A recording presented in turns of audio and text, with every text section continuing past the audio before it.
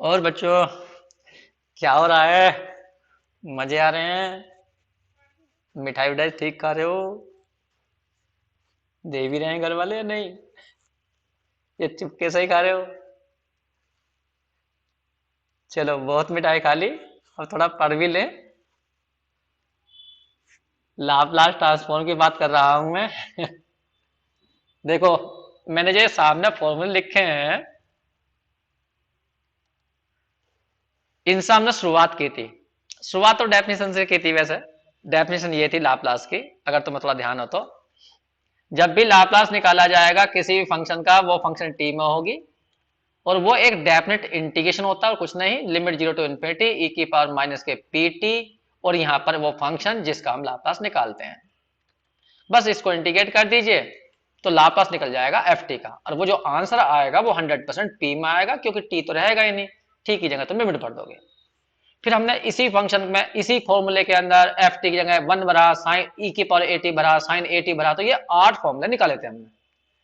फिर उसके बाद में फर्स्ट शिफ्टिंग थ्योरम पढ़ी हमने। फर्स्ट शिफ्टिंग थ्योरम थी क्या, कि अगर कभी दो फंक्शनों की प्रोडक्ट आ जाए e की power A T into F T हो, उसका तुम्हें लाप्लास निकालना हो, तो मैंने बताया कि भाई e को छोड़ दीजिए, बस केवल एफ टी का लाप्लास निकालिए, फिर उसमें p की जगह भर दीजिए p माइनस ए। फिर मैंने उसके बाद बताई change of scale property. Change of scale property, उसमें हमने बताया कि अगर कभी लाप्लास एफ ए टी, मतलब जहां भी फंक्शन में टी हो वहां पर किसी कांस्टेंट की मल्टीप्लाई हो रही हो, तो ये तुम लगा सकते हो। क्या कहा था मैंने? ए को छोड़ दो, केवल लाप्लास निकाल दो एफ टी का, और उसमें लास्ट में जब पी की जगह पी अपॉन ए भर देना, बाहर वन अपॉन ए की मल्टीप्लाई कर देना। फिर उसके बाद में हमने बताई मल्टीप्लीकेशन वाली थ्योरम, मल्टीप्लीकेशन बाय टी की पावर एन वाली, कि अगर कभी लाप्लास इस टाइप का आ जाए, टी की पावर एन इंटू में एफ टी, इसका लाप्लास आ जाए, तो ध्यान रखना दो फंक्शनों की प्रोडक्ट, और एक फंक्शन क्या है में होना चाहिए, एक फंक्शन टी की पावर में होना चाहिए। तो ये थ्योरम कैसे लगती है? ये थ्योरम कहती है केवल तुम एफ टी का लाप्लास निकालो, केवल एफ टी का, और फिर उसको उतनी बार डिफरेंशिएट कर दो जितनी टी की पावर आ रही है, और बाहर -1 की पावर एन की मल्टीप्लाई भी कर देना। ऐसे थी एक डिवीजन थ्योरम।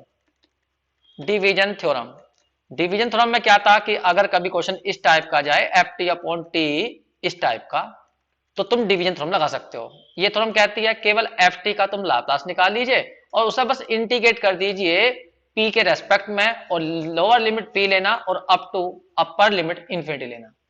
पी के रेस्पेक्ट में क्यों इंटीग्रेट करने को कह रहा है वो? क्योंकि एफ टी का लाप्लास पी में आएगा, तो सारा क्वेश्चन पी में बनेगा, तो पी के रेस्पेक्ट में तुम्हें क्या करना है? इंटीग्रेट करना। अब तक हम इतनी थ्योरम पे क्वेश्चन कर चुके थे, अभी क्वेश्चन नहीं कर रहे हम। अब एक इसमें थोड़ा सा हमें और थ्योरम यूज करनी है। तो उन थ्योरम को प्रूफ करने के लिए हमें, वैसे तो मैं इनको प्रूफ करूंगा यहाँ पर, चेंज ऑफ स्केल प्रॉपर्टी तो मैं कर चुका शायद प्रूफ जो है। मल्टीप्लिकेशन बाय टी की पावर एन डिवीजन थ्योरम क्या होती है, कैसे प्रूफ होती है, कैसे बनी है, वो तो बाद की बात है थोड़ी सी। अभी अभी हम कुछ यहाँ पे नई चीज पढ़ने जा रहे हैं। वो पढ़ने जा रहे हैं पीस वाइज फंक्शन। तुम्हें ध्यान होगा तो पहली वाली हमने एक जब एक्सरसाइज की थी, तो उसके अंदर लास्ट में एक क्वेश्चन आया था एक्सपोनेंशियल ऑर्डर का।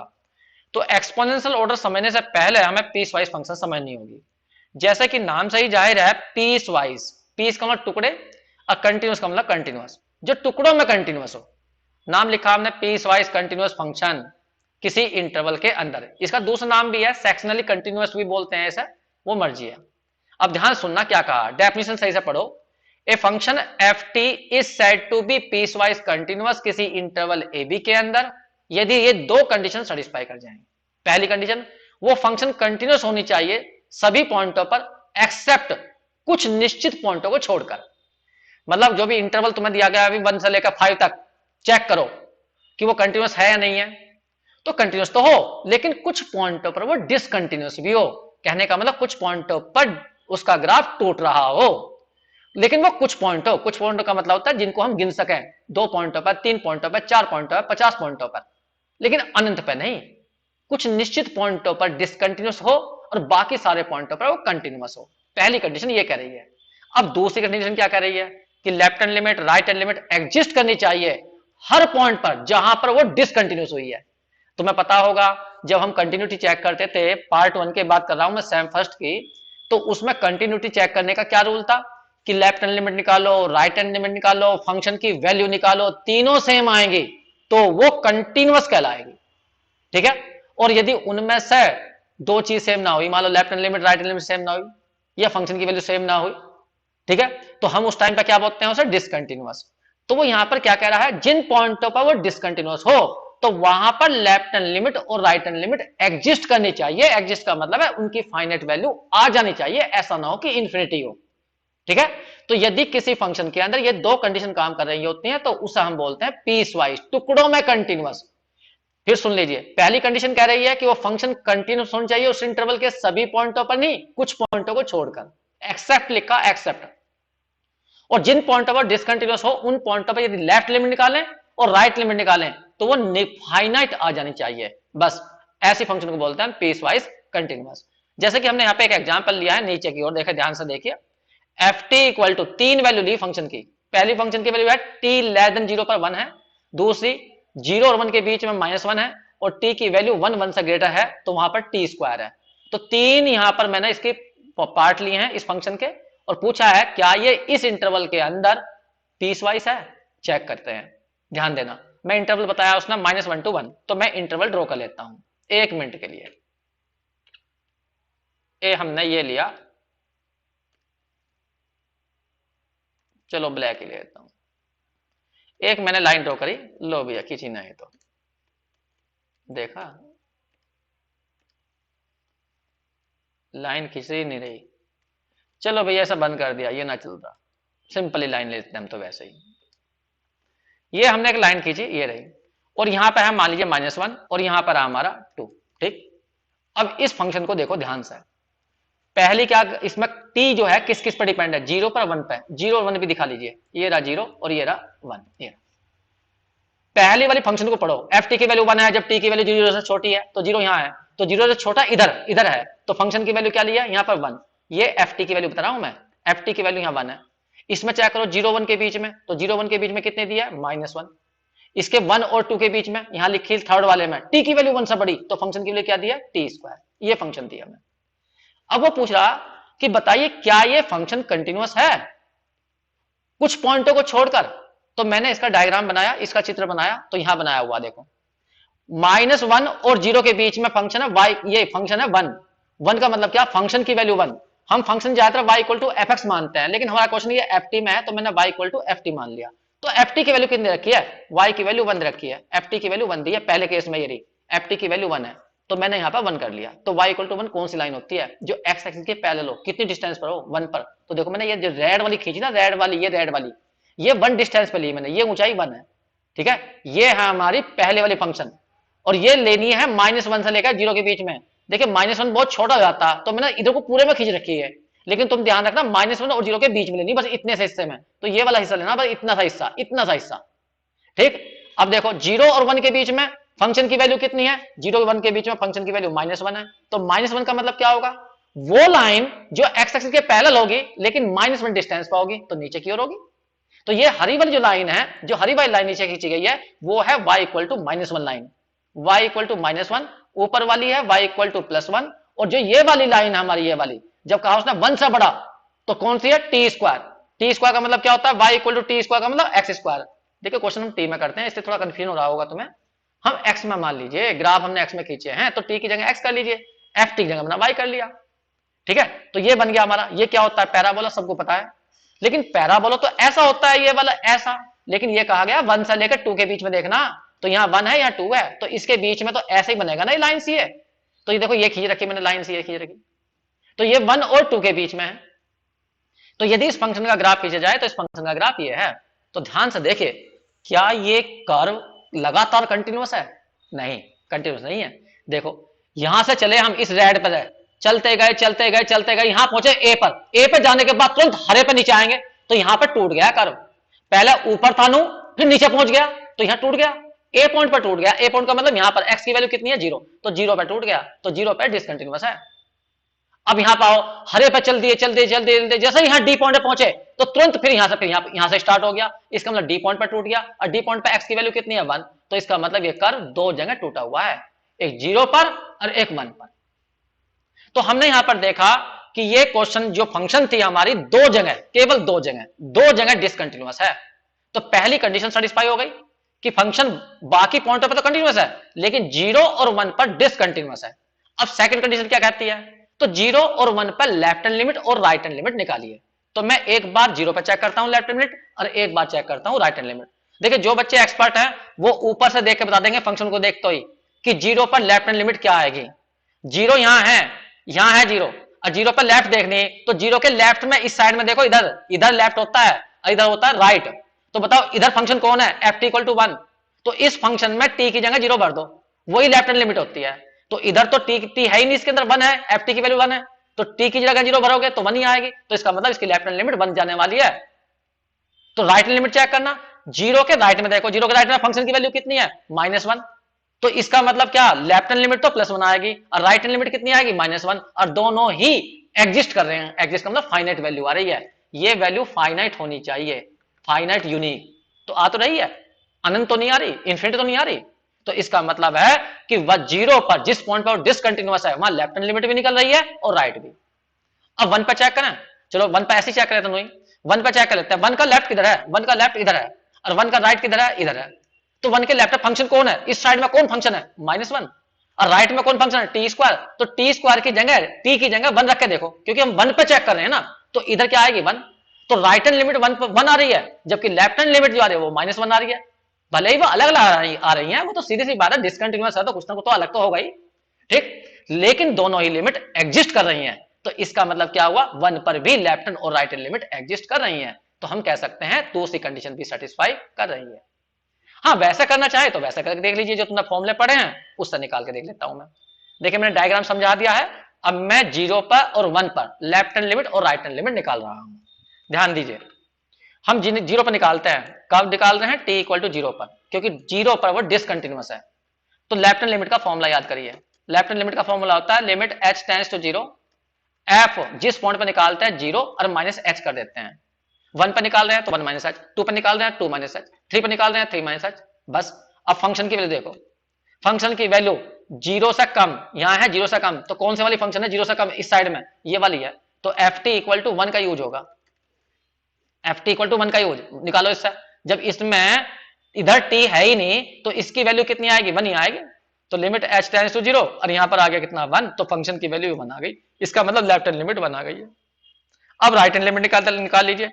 तो right hand limit h tends to 0, तो उसमें लिखा जाएगा f0 प्लस h। फॉर्मूले तो याद होंगे तुम्हें। अब राइट साइड में देखो 0 से बड़ा, तो यहां पे देखो 0 से बड़ा फंक्शन कौन है, -1। ऊपर देख लो, यहां मत देखते हो तो ऊपर देखिए, ये रही टी की वैल्यू 0 से कम है तो इससे निकलनी है और टी की वैल्यू 0 से बड़ी है तो इससे निकलनी है। तो राइट हैंड लिमिट 0 से बड़ी तो होगी। तो राइट हैंड लिमिट निकाल रहे हैं हम -1 से, तो यहां पर हमने -1 का यूज करा, ये रहा। तो यहां पर फंक्शन यूज हो जाएगी हमारी कौन से वाली, एफ टी इक्वल टू -1। तो यहां पर लिमिट h टेंड्स टू 0 और यहां आ गया -1। अब इसके अंदर h है ही नहीं तो लिमिट कितनी बैठ गई, -1। तो दोनों लिमिट देखो एग्जिस्ट कर गई, ये भी लिमिट एग्जिस्ट कर रही है, ये भी लिमिट एग्जिस्ट कर रही है। बस जी, ऐसे ही 1 पर चेक करना तुम्हें, 1 पर भी लेफ्ट हैंड और राइट हैंड लिमिट दोनों ही एग्जिस्ट करनी चाहिए। 1 पर चेक करके दिखा देता हूं तुम्हें। अब हम चेक करते हैं एट t इक्वल टू 1 पर लेफ्ट हैंड लिमिट। फॉर्मूला हो जाएगा h टेंड्स टू 0 और f1 -h। 1 से कम पर फंक्शन देखो कौन सी आएगी, ऊपर ग्राफ में पहुंचो या फंक्शन जो रखी है उसमें देखो, 1 से कम, यहां लिखा हुआ t की वैल्यू 1 से कम और यहां लिखा हुआ t की वैल्यू 1 से बड़ी। तो t की वैल्यू 1 से कम लेनी है, हमें लेफ्ट की साइड में जा रहे हैं हम, 1 से कम, तो ये फंक्शन ली जाएगी एफ टी इक्वल टू -1। इतना जानते ही होगे, तुमने कंटिन्यूटी पढ़ रखी है। तो यहां पर एफ टी यूज होगी कौन सी तुम्हारी, एफ टी यूज होगी -1। इससे निकालो इस फंक्शन की वैल्यू, f1 -h की वैल्यू निकालो इससे, तो -1 तो आएगी। तो लिमिट h टेंड्स टू 0 और यहां पर -1, कुल मिलाकर क्या आ गई, -1। तो देखो ये भी एग्जिस्ट कर गई। अब निकालते हैं हम राइट हैंड लिमिट। फॉर्मूला होता है h टेंड्स टू 0 और यहां होता है f1 प्लस h। इसमें देखो 1 से ज्यादा फंक्शन कौन सी यूज होगी ये बताना तुम्हें। 1 से ज्यादा, ऊपर देखो 1 से ज्यादा कहां लिखा हुआ, ये रहा, t की वैल्यू 1 से ज्यादा यहां होगी तो फंक्शन यूज होगी टी स्क्वायर। तो यहां पर लिख दिया हमने टी स्क्वायर। अब तुम्हें इससे इसकी वैल्यू निकाल देनी है। बताइए f1 प्लस h की वैल्यू से क्या आएगी, 1 प्लस h का स्क्वायर। तो लिमिट h टेंड्स टू 0 और यहां पर रखा हमने 1 प्लस एच का स्क्वायर। अब इसके अंदर एच की जगह 0 भरो तो कितनी आ गई 1। तो देखो दोनों लिमिट अलग अलग आई, लेकिन एग्जिस्ट हो रही है ना, वो तो ये कह रहा है केवल एग्जिस्ट होनी चाहिए। तो मैंने तुम्हें एक ऐसी एग्जांपल दी है जो पीस वाइज कंटिन्यूअस थी, टुकड़ों में कंटिन्यूअस थी। एक बार फिर ग्राफ देख लें ऊपर को, देखो हमसे कहा गया था -1 से 2 तक, -1 ये लिखा हुआ और 2 ये लिखा हुआ, इनके बीच में चेक करना था। तो देखो -1 से 0 तक ये रेड ग्राफ बना ऊपर वाला को कंटिन्यूअस है। फिर यहां देखो 0 से लेकर लेको यहां तक 1 तक ये हरे वाला ग्राफ बना, तो ये भी कंटिन्यूअस है। और 1 से आगे देखो, 1 से आगे इधर ग्राफ बन रहा 2 तक, यहां 2 है, 2 से ऊपर जाओ यहां तक का ये, तो ये भी ग्राफ बन रहा। तो फंक्शन कंटिन्यूअस है, लेकिन दो जगह टूटी हुई है, 0 पर और 1 पर, इसलिए पीसों में टुकड़ों में कंटिन्यूअस है। बस इतना सा काम करना होता है, ये होगी पीस वाइज कंटिन्यूअस फंक्शन। और देखिए और एग्जांपल लेता हूं मैं, एक ऐसी एग्जांपल दी मैंने ये जो पीस वाइज नहीं है, F t equal to 1/t। इसका मैंने डायग्राम बना दिया सीधा, ये रहा, मैं याद ला देता हूं, तुमने सब बना रखे हैं, ट्रेसिंग कर रखी है इन सबकी। एफ टी बराबर क्या है 1/t। थोड़ी देर के लिए इसे टी को एक्स मान लो और इसे मान लो वाई, तो y बराबर क्या आ जाएगा 1/x। एक्स को इधर ले जाओ, याद करो तुमने जब ट्रेसिंग की थी तो ट्रेसिंग में ये रेक्टेंगुलर हाइपरबोला था, समकोणीय थी परबल है। ये मैंने रेड वाला जो बनाया, लाल वाला ये बनाया, इसका चित्र ये होता है रेक्टेंगुलर हाइपरबोला। अब वो कह रहा -1 से 1 तक चेक करो, बस -1 के बीच में चेक करना कि ये यूनिफॉर्म है या नहीं है। तो -1 ये रहा, अब +1 ये रहा। बताओ इसके अंदर चित्र कहां टूट गया? -1 और 1 के बीच में कंटिन्यूस होना चाहिए कुछ पॉइंटों को छोड़कर। तो बताइए किस पॉइंट पर डिसकंटिन्यूस है? साफ दिखाई दे रहा 0 पर, क्योंकि 0 पर देखो नीचे को ये कर्व नीचे भाग चला गया, ऐसा ऐसा अनंत पर, और इस साइड में यहां से ऊपर की ओर भागते चला गया, तो 0 पे टूटा हुआ है, 0 पे मिल ही नहीं रहा कहीं पे भी। अरे एक साइड में तो नीचे चला गया, अरे एक साइड में ऊपर पहुंच गया, तो कहां मिल रहा है 0 पर? 0 यहां पर है, तो 0 पर कहां मिल रहा है कर्व? तो ये डिसकंटिन्यूअस हुआ, लेकिन एक पॉइंट पर डिसकंटिन्यूअस है। तो उसने कहा था कुछ पॉइंट पे हो, तो कुछ पॉइंट का मतलब 1 पॉइंट पे हो, 2 पे हो, 3 पे हो, 50 पे हो, कुछ पॉइंटों पर डिसकंटिन्यूअस हो। इस चित्र को हम यदि कोई पूछने लगा है कि -1 और 0 के बीच में कैसा है, -1 और 0 के बीच में कंटिन्यूअस है, नीचे बन रहा, और 0 और 1 के बीच में ऊपर बन रहा, कंटिन्यूअस है। लेकिन -1 और 1 के बीच में, पूरे के बीच में ना, पूरे के बीच में कंटिन्यूअस नहीं है, पूरे के बीच में तो 0 पर ये टूट गया है। तो चित्र से साफ दिखाई दे रहा है हमें कि डिसकंटिन्यूअस है कहां पर? एक तो है, एक मिनट, चित्र ही गायब हो गया, लो भैया इसको मुझे लॉक कर दो, तो लॉक था।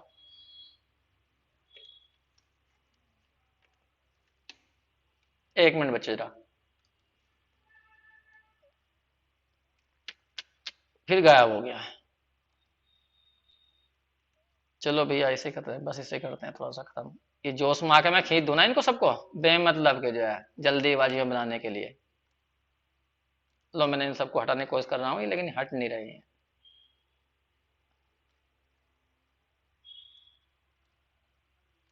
चलो जितना बैठ गया ये। अब हम इस फंक्शन के बारे में समझ रहे थे कि भाई देखिए इसका डायग्राम साफ दिखाई दे रहा, और ये 0 पर डिसकंटिन्यूअस है, साफ दिखाई दे रहा हमें यहाँ पर। कहां पर है? t इक्वल टू 0 पर ये डिसकंटिन्यूअस है, लिख दिया मैंने, discontinuous at t equal to 0 पर। तो चलो पहली कंडीशन तो सेटिस्फाई होगी पीस वाइज की, क्या कि फंक्शन कुछ पॉइंटों पर डिसकंटिन्यूअस होनी चाहिए। लेकिन दूसरी कंडीशन देखना, दूसरी कंडीशन क्या कहता है वो, जिस पॉइंट पर डिसकंटिन्यूअस हो वहां पर लेफ्ट हैंड लिमिट और राइट हैंड लिमिट दोनों एग्जिस्ट करनी चाहिए। चलो लेफ्ट हैंड लिमिट निकालते हैं। तो जी डिसकंटिन्यूअस है कहां पर? एट t इक्वल टू 0 पर। हम निकालते हैं लेफ्ट हैंड लिमिट। फॉर्मूला क्या होता है? लिमिट h टेंस टू 0, 0 पर निकाल रहे हैं, f0 माइनस h। चलो फंक्शन एक ही है केवल, ये वाली ft इक्वल टू ये, तो ft इक्वल टू है 1/t, इससे इसकी वैल्यू निकालो तो 1/0 माइनस h आ जाएगी, h की जगह 0 भरो तो 1/0 क्या बन गया? इन्फिनिटी। तो क्या ये एग्जिस्ट करी? नहीं, ये एग्जिस्ट नहीं करी, डज नॉट एग्जिस्ट। क्यों? क्योंकि ये इनफाइनाइट आ गई, आनी चाहिए थी फाइनाइट। एग्जिस्ट का मतलब है एक डेफिनेट वैल्यू जिसको हम बता सके इतनी आ गई। तो लेफ्ट साइड की जो लिमिट आई वो एग्जिस्ट नहीं करी, उसने जबकि क्या कहा था, लेफ्ट हैंड और राइट हैंड दोनों ही लिमिट निकलनी चाहिए। हमें साफ दिखाई दे रहा है, तो वैसे भी 0 के लेफ्ट में इधर जाओ, इस साइड में 0 का लेफ्ट इधर है, तो इस साइड में देखो कर्व कहां जा रहा, अनंत पे पहुंच गया। और वो कह नहीं अनंत पर नहीं जाना चाहिए, एक निश्चित वैल्यू आनी चाहिए। और राइट साइड में भी देखो अनंत पर जा रहा है, जीरो के राइट साइड में भी अनंत पर जा रहा। इसका मतलब ना तो इसमें लेफ्ट हैंड लिमिट एग्जिस्ट करेगी और ना ही राइट हैंड लिमिट एग्जिस्ट करेगी। इसका मतलब ये फंक्शन पीस वाइज कंटिन्यूअस नहीं है। तो ये मैंने तुम्हें दो एग्जांपल दी पीस वाइज कंटिन्यूअस के लिए। और क्वेश्चन कराता हूं मैं, यहां लिख दूं, hence f t equal to 1/t is not piecewise continuous, piecewise continuous. बस और एग्जांपल देखिए, एक एग्जांपल ये है कि फंक्शन दी गई है, इस फंक्शन का लाप्लास निकाल के दिखा दो। अब देखो कितने गजब का क्वेश्चन दिया, f t equal to mod में दिया, मोड में। अब मोड का तो हमने कोई फॉर्मूला नहीं पढ़ा लाप्लास का, तो फिर ऐसी स्थिति में क्या करें, हमें इससे फंक्शन को या तो सही करना पड़ेगा। अब फंक्शन को सही कैसा करें वो देखो। जब हम लाप्लास निकालते हैं तो लाप्लास की डेफिनेशन ये कहती है कि जिस फंक्शन का तुम लाप्लास निकालना चाहते हो तुम्हें उसे इंटीग्रेट करना पड़ेगा 0 टू इन्फिनिटी। ये तुम्हें पता होगा डेफिनेशन में, ये होती है डेफिनेशन। इसका मतलब हमें यहां पर केवल 0 और इन्फिनिटी के बारे में सोचना होगा बस। हम इस फंक्शन को यहां पर इस फंक्शन को सही रूप में देखना चाहते हैं बिना मोड के, ठीक है। लेकिन पहला मोड की तुम्हें जानकारी होनी चाहिए। देखिए मोड जो होता है, मोड मैं टी में लिख दिया मैंने, लो मैं हटा दोबारा सा लिख दूं, साफ साफ सा। मोड दो वैल्यू होती हैं, या तो इसकी वैल्यू टी आएगी अगर टी तुम्हारा 0 से बड़ा है, अगर ये अंदर वाला नेगेटिव है तो फिर माइनस टी आएगा, क्योंकि जब अंदर वाला नेगेटिव होगा और तुम माइनस लगाओगे तभी तो पॉजिटिव बनेगा। लेकिन ये तब होगा जब टी नेगेटिव होगा, टी नेगेटिव का मतलब टी की वैल्यू 0 से कम होगी। देखो यदि टी की वैल्यू 0 से बड़ी हुई तो ये पॉजिटिव बन जाएगा अपने आप ही, और टी 0 से छोटा हुआ तो नेगेटिव नहीं आ जाएगा यहाँ पर, इसलिए मैंने माइनस लगाया यहाँ पर जिससे कि पॉजिटिव हो जाए। 0 का मोड तो 0 होता है, चाहे तुम इससे निकाल लो या इससे निकाल लो, कोई से भी निकाल सकते हो टी इक्वल टू 0 पर, ठीक है। तो हमें मोड की भी जानकारी है। अब बात करते हैं यहां पर, सोचो जब भी तुम्हें कभी मोड को हटाना हो तो मोड को ये चेक करो मोड किस किस वैल्यू पर 0 हो रहा है, तो मोड हट जाता है आराम से। देखो पहले वाला मोड 1 पर 0 हो जाएगा, दूसरा मोड -1 पर 0 हो जाएगा। लेकिन एक दिक्कत हमारे सामने खड़ी, क्या दिक्कत है, हमें तो केवल 0 टू इन्फिनिटी के बीच में चेक करना, जबकि पहला मोड 1 पर, चलो 1 तो यहां आ जाएगा यहां पर, लेकिन यहां -1 तो इधर जाएगा, तो इसका मतलब -1 पर चेक मत करो, बस इन पर चेक करो। इसका मतलब है कि हमें अब कंडीशन क्या बनानी है वो ध्यान सुनना। हमें कंडीशन बनानी है एक बार तो 0 टू 1 और एक बार बनानी है 1 टू इन्फिनिटी। तो मैं इस फंक्शन को सही रूप में लिखने की कोशिश करता हूं और सही से समझना मेरी बात को जब मैं कहने जा रहा हूं। पहला मैं कंडीशन बनाता हूं, अगर टी की वैल्यू मैं 0 से बड़ी लूं और 1 से कम लूं तो, 0 से बड़ी और 1 से कम लूं तो सोच के बताना इस मोड की वैल्यू कैसी आएगी, अंदर की वैल्यू, अंदर वाली की वैल्यू बताना, मोड के अंदर जो है अगर टी की वैल्यू 1 से कम लूं तो ये अंदर वाला नेगेटिव हो जाएगा। तो यदि ये नेगेटिव हो गया तो मोड कहता है फिर माइनस लगाओ बाहर, ये लगा दिया माइनस, तो यहां आ जाएगा टी -1। दूसरे वाले मोड को चेक करना, इस वाले मोड को, अगर टी की वैल्यू 0 से तुम बड़ी ले रहे हो, 1 से कम ले रहे हो, अरे 1/2 ले लो, तो यहां 1/2 रखोगे तो अंदर वाला पॉजिटिव ही रहेगा। अगर ये पॉजिटिव है अंदर वाला तो इसकी वैल्यू वही आनी जो यहां लिखी है, तो इसका मतलब इसकी वैल्यू हो जाएगी t+1, ये आ गया। इसे सोल्व कर लो, -t से t कट जाएगा, 1 और 1 2 हो जाएंगे, तो इसका मतलब इस केस में फंक्शन की वैल्यू 2 है। अब तुम्हें देख रही है 1 टू इन्फिनिटी, तो यहां पे लिखो t की वैल्यू 1 से बड़ी हो और इन्फिनिटी से कम हो, इन्फिनिटी से कम हो। सोचो क्या हो सकती है, t की वैल्यू 3 ले लो, 4 ले लो, जब 4 रखोगे यहां पर तो ये वैल्यू अंदर वाली कैसी आएगी, पॉजिटिव। अगर मोड पॉजिटिव है अंदर तो इसकी वैल्यू वही खुलती है जो होती है, अरे जैसा मोड 5 हो तो 5 ही लिखोगे, और मोड -5 हो तो -5 लिखोगे, अरे नहीं माइनस लगाओगे फिर प्लस करने के लिए। तो वही बात हम कह रहे हैं टी की वैल्यू 1 से बड़ी है तो इसका मतलब ये अंदर वाला पॉजिटिव है, अब इसकी जो वैल्यू आएगी वो t-1 ही आएगी, और दूसरा वाला पॉजिटिव रहेगा क्योंकि टी की वैल्यू 1 से बड़ी है तो ये पॉजिटिव रहेगा, तो इसकी वैल्यू भी यही आएगी t+1। कुल मिलाकर कितना आ गया 2t। तो हमने ये फंक्शन पहचान ली, इस हिस्से में तो 2 है, इस हिस्से में 2t है, बस अब बाकी लाप्लास निकालना हम जानते हैं। काफी सारे क्वेश्चन किए हमने, फिर भी मैं थोड़ा सा आगे की ओर बढ़ा देता हूं इधर, तुम्हें ऐसा करना जरूर है, ध्यान से सुनना मेरी बात को। चलिए जी करिए डेफिनेशन से, Laplace of f t equal to 0 to तोड़ेंगे पहले 1 और फिर तोड़ेंगे 1 टू इन्फिनिटी ए की पावर -pt। बताइए एफ टी की वैल्यू क्या है 0 और 1 के बीच में, ऊपर लिखो देखो 2 है, दूसरे में ए की पावर -pt और यहां पर एफ टी की वैल्यू कितनी है 2t है, ये बस इंटीग्रेट करना तुम जानते हो। पहले का इंटीग्रेशन तो तुम्हें पता ही है, e की पावर माइनस पी टी आ जाएगा अपॉन में माइनस पी, और लिमिट भर देंगे हम कितने 0 to 1। सेकंड में 2 बाहर निकाल लेना, इसे फर्स्ट सेकंड से कर देना।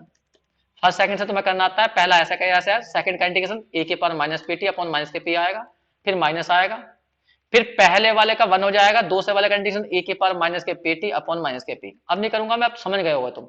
और बाद में 1 to इनफिनिटी। बस इतनी बात ध्यान रखना, जहां e की पावर माइनस इनफिनिटी आएगा वहां 0 होता है, और जहां e की पावर प्लस इनफिनिटी होता है वहां पर इनफिनिटी आएगा। e की पावर कभी भी प्लस इनफिनिटी तो बनेगा ही नहीं लाप्लास के अंदर। क्यों? क्योंकि अगर इनफिनिटी बन गया, प्लस इनफिनिटी बन गया, तो e की पावर इनफिनिटी इनफिनिटी हो जाएगा, तो सारा क्वेश्चन इनफिनिटी हो जाएगा, फिर लाप्लास एग्जिस्ट ही नहीं करेगा। मैंने शुरू में बताया था, इस इंटीग्रल की वैल्यू फाइनाइट आनी चाहिए, तभी लाप्लास कहा जाएगा लाप्लास निकल रहा है, वरना लाप्लास एग्जिस्ट नहीं करता अगर इंटीग्रल की वैल्यू इनफाइनाइट पहुंच जाती है तो। बस यहाँ पे अब लिमिट भर देना, बस और कुछ नहीं करना इसमें। ठीक है, और एग्जांपल देखते हैं। ये एग्जांपल है हमारी, उसने कहा है लाप्लास निकाल के दिखाइए इस ग्राफ के द्वारा। अब फंक्शन दी नहीं है तो फंक्शन तुम्हें पहचाननी पड़ेगी। पहचानो यहाँ फंक्शन क्या दी गई है। देखिए, लाप्लास निकालना हमें, लाप्लास ऑफ एफ टी। ये डेफिनेशन होती है 0 to इनफिनिटी e की पावर माइनस के पीटी, और यहां होती है एफ टी डी टी। ये हमारी लाप्लास की डेफिनेशन है, 0 to इनफिनिटी। अब यहां ध्यान दो, 0 और यहां लिखा हुआ के, और फिर लिखा हुआ डॉट डॉट डॉट डॉट। पहले कर पहचान लो, कर कौन सा है। 0 से लेकर ये यहां तक के तक तो रेड वाला है, और के से लेकर अनंत तक गया इधर तक वो नीले वाला है, नीले वाला, नीले वाला। अब तुम्हें बताना है ये वाला जो लाल वाला है ये कौन सा कर्व है, ये लाइन है और 45 का एंगल बना रही है, तो इसकी जो इक्वेशन बैठेगी वो y इक्वल टू टी या y इक्वल टू एक्स कह दीजिए, या f t equal to t कह दीजिए। इसकी इक्वेशन तो f t equal to t है। और ये जो लाइन है नीले वाली, ये है y इक्वल टू जीरो, क्योंकि एक्स एक्सिस है, या f t equal to zero कह दीजिए। तो तुम्हें कर्व समझ में आ गया होगा। अब तुम इसे बड़े आराम से तोड़ लोगे। पहले 0 to k तोड़ोगे, e की power minus P T, F T की वैल्यू क्या लोगे t, और यहाँ पे डी टी। फिर लोगे k टू इन्फिनिटी, और e की पावर माइनस क्या करते हो pt, और फंक्शन कितने ले लोगे 0, और यहां आ जाएगा dt। सेकंड इंटीग्रल 0 हो जाएगा, इसे बाय पार्ट इंटीग्रेट कर देना, बस केव रख देना। ठीक है, और देखिए एग्जांपल, ये दो एग्जांपल दिए हैं मैंने, मैं दोनों के बारे में समझा रहा हूं। पहले के बारे में समझा देता हूं, ध्यान सुनना। यहां पर जो हमें लाप्लास निकालना होगा, इस फंक्शन को तोड़ना होगा, 0 to इन्फिनिटी e की पावर माइनस pt और एफ टी डी टी। हमें एफ टी पहचानना होगा, यहां एफ टी है कौन। देखो ये लिखा हुआ है ए स्मॉल ए, तो 0 और a के बीच में जो फंक्शन है ना, ऊपर वाली है, ऊपर वाली ये वाली, और ये ऊंचाई बताई है के, तो इसकी इक्वेशन बैठेगी y बराबर के, और फिर इसके बाद में ये वाली डार्क की गई है, ये वाली डार्क ये, तो यहां पर इक्वेशन होगी y बराबर 0। फंक्शन समझ गए होगे तुम। एक बार 0 to a तोड़ोगे, e की पावर माइनस पी टी, और एफ टी की वैल्यू लोगे के और डी टी। फिर लोगे a टू इन्फिनिटी, e की पावर माइनस के पी टी, और के यहां पर फंक्शन की वैल्यू लोगे 0 और डी टी। बस पहले वाले का तो आंसर ये हो जाएगा। अब सेकंड वाले का करोगे, सेकंड वाले का यहां देखो, ये लाइन गई है, ये लाइन यहां पर 1 डिस्टेंस काट रही, और यहां पर भी 1 डिस्टेंस काट रही, ये लिखा हुआ 1, ये 12 नहीं है, 1 ये 1। तो इसकी इक्वेशन जो बैठेगी x अपॉन 1 y अपॉन 1 बैठेगी, इक्वल टू 1, और इक्वल टू कितनी बैठेगी 1। इंटरसेप्टेड फॉर्म, अंतःखंड रूप, यहां से y निकाल लो, y की वैल्यू बैठ जाएगी 1 माइनस एक्स, या y इक्वल टू बैठ जाएगा 1 माइनस टी, क्योंकि हम t में क्वेश्चन कर रहे हैं, x में नहीं कर रहे।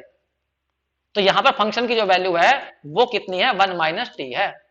सबको पता ये एंगल 45 बैठेगा, कुल मिलाकर ये वाला एंगल 135 बैठेगा, 135 बैठेगा, और tan 135 माइनस 1 होता है, तो इसकी जो स्लोप आएगी वो -1 आएगी, ये रही -1 स्लोप।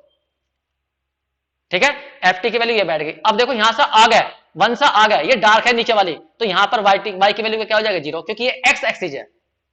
तो यहां पर सेकंड वाले पार्ट में क्वेश्चन ऐसा होगा, 0 to तोड़ोगे 1, e की power minus P T, function की वैल्यू लोगे 1 माइनस टी, 0 1 के बीच में ये फंक्शन है, ये ग्राफ, ये वाला ग्राफ, और यहां dt, फिर प्लस करोगे 1 to इन्फिनिटी, और यहां पर फंक्शन लोगे e की पावर माइनस पी टी, यहां लोगे 0, और यहां पर dt। बस ये सेकंड वाला इंटीग्रल 0 हो जाएगा, इसे फर्स्ट सेकंड से कर देना इंटीग्रेट, और लिमिट रख देना, क्वेश्चन कंप्लीट हो जाएगा। तो इस तरह से हमने पीस वाइज के ऊपर कुछ क्वेश्चन करेंगे, सारी मैंने पीस वाइज दिखाई है, यहां से यहां तक कंटिन्यूअस, फिर यहां से यहां तक कंटिन्यूअस। कहां टूट गई, ए पर। यहां देखो, यहां से 0 से 1 के बीच में ग्राफ ऊपर नीचे को कंटिन्यूअस, और 1 से लेकर यहां पर, ये दोनों चित्र कैसे हैं, ये सॉरी ये वाला चित्र कैसा है, कंटिन्यूअस का, पीस वाइज नहीं है, टुकड़ों में कंटिन्यूअस नहीं है, सीधी कंटिन्यूअस है, तो कहीं बीच में टूट ही नहीं, ये टूट रहा था। तो ये पहली वाली पीस वाइज है, दूसरी वाली कंटिन्यूअस है, तो दोनों का ही लाप्लास निकल के दिखा दिया मैंने। चाहे फंक्शन पीसवाइज हो या पीसवाइज ना हो, तब भी हमारा लाप्लास निकल जाता है। ठीक है, दो एग्जांपल दी थी मैंने ये, इन्हें करिए बच्चों। और मिठाई जो रह गई है थोड़ी बहुत ना, और खा लियो, और फिर अपना पढ़ने के लिए आ जाइए। ठीक है बच्चों, थैंक यू।